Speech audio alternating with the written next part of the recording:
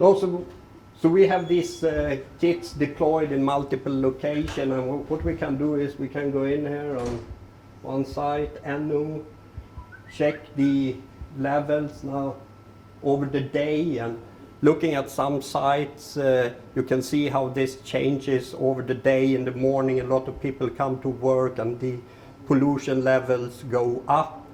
And then you obviously have the possibility to take actions based on these values. How do you steer the traffic through the city, or how do you manage congestion charges, etc. And Tomas, would you mind maybe taking us back to the Galileo chipset and some of the other embedded components that support the smart city concept? Yeah. So what our friends in the labs in Dublin developed was based on the Galileo board, they created the gateway, and they also created with partners some humidity sensors, pollution levels, etc. And this they have deployed at multiple sites in London, Dublin, etc.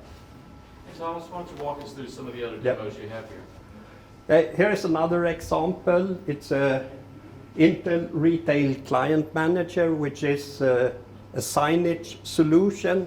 So what you do, you create campaigns where you do targeted advertising. And what this do is it detects senior male, and I probably have different interest than my children, so they can do targeted advertisement, and then they can have a closed loop, sort of see how does that impact sales, etc. Another example, EV charging, or from a broader context, actually charging of anything. If it's a bicycle, if it's a phone, energy charging is becoming very needed, I would say, and what we are seeing, especially here in the Nordic, especially in Norway, where electric cars are, the volume of sold cars is really going up. And this is a startup company we are working on, who have the charging unit, then you have the different connectors, and you also have the payment solution. So what we are working with them is to add capabilities on having an IoT gateway to be able to address other services. Thank you.